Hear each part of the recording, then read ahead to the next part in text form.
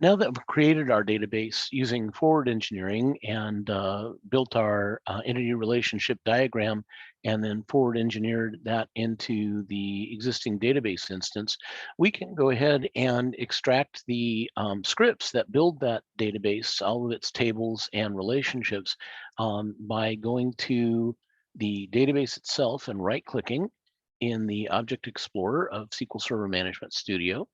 And then we want to go and select tasks, and we're going to go find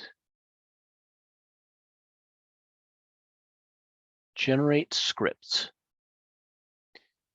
And let's go ahead and tell it next.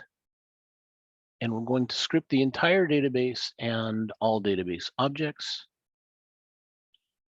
And we're going to take this, rather than saving as a notebook or saving it as a script file or putting it on the clipboard, I'm just going to script it for our purposes onto a new query window. You could script it out as a file if you wish, just change where you put that file.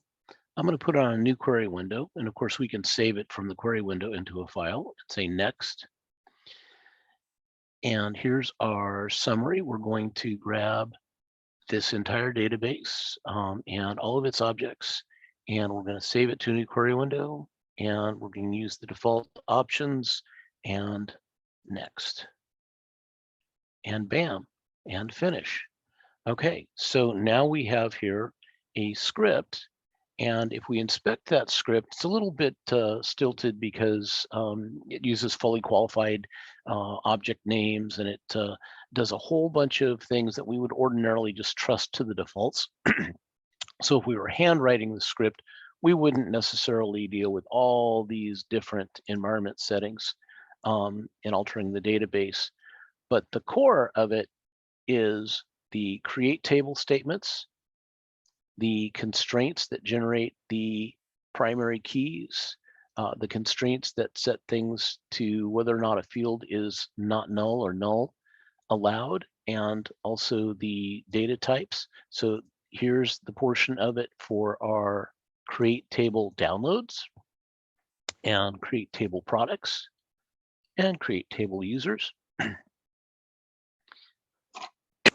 And so that looks good. So we can go ahead with this, and I can save this, or excuse me, I can save this out as SQL Query 10, or simply highlight everything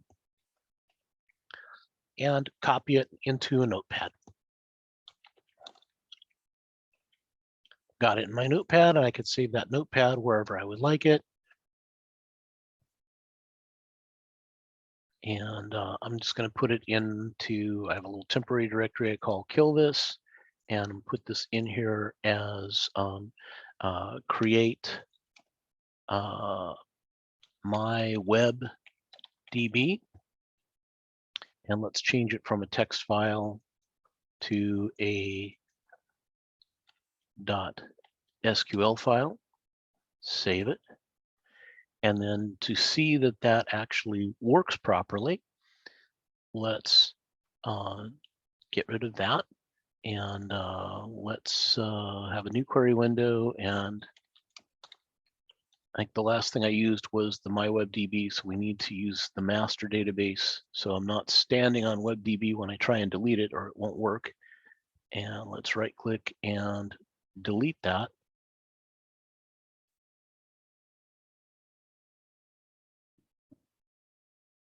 Oh, I still have something holding it open. So I'll tell you what I'm going to do. Yeah, that's going to hang there. So I'm going to go ahead and let's just kill this copy of SQL Server Management Studio.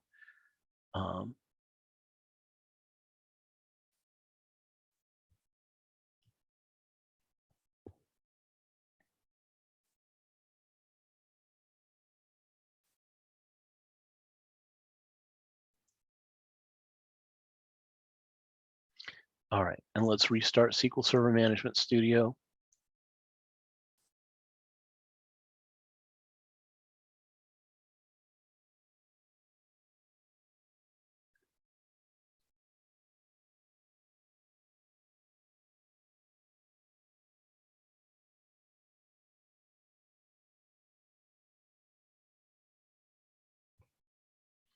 make our connection, take a look at our databases. We'll see that MyWebDB is gone. Oh, not gone yet because it was hung. So we're going to go ahead and delete that now. Yep, go away. Bam. Okay, now it's gone. Good. So we got that cleared up. And let's file, open, file, and let's go grab that creation script. And we put that over. I left it in my little temporary directory that I call kill this. And let's go find create MyWebDB SQL. There it is. Let's run it.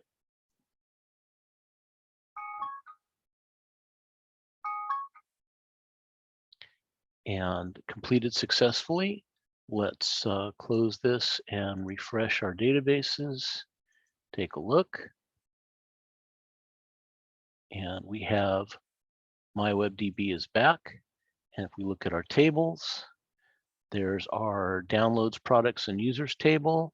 If I look at the columns, I see that I have the download ID PK, the user ID, and so I'm all good to go again. And I can regenerate, because I lost the diagram when I deleted that, right? So I can regenerate a new database diagram, only now all the tables are there.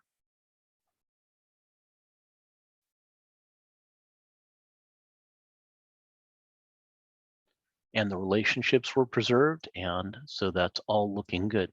By the way, if you're concerned that it's not showing me all the details in the table views, if I right-click here and say change the table view to the standard, then I can see the data type and whether nulls are allowed and so forth. So you can change that view, table view, standard, right-click, table view, standard, and now I'm back to seeing what I would expect to see. And so I am convinced that my database really did generate off the script. And so long and short of it is, that is a really convenient way if you don't want to hand code your creation scripts from scratch. You can get started on them. And of course, you can go over to this code here, and if you don't want all the auto-generated stuff, you could start editing it out to make it a much simpler, less cluttered create statement script. But I think this is convenient and doesn't harm anything generally to have these in there. You'll sometimes run into a little bit of difficulty in portability when you go from one version of SQL Server to another, or if you're running it on a SQL Server version that is later than the script was originally created on, it may throw some errors, or it may generate some warnings. You check what the warnings are, whether they're important. If it generates errors, usually you can resolve them by simply deleting the explicit setting, because it's typically because Microsoft has changed or updated a SQL Server default in my experience. And so you can simply delete it and things, generally speaking, work fine. Of course, you should take a quick look at see what you're deleting and whether it is any particular parameter that is going to make a difference in your particular database. But by and large, this is a quick and easy way to create your create scripts for your database. So I hope you find that useful.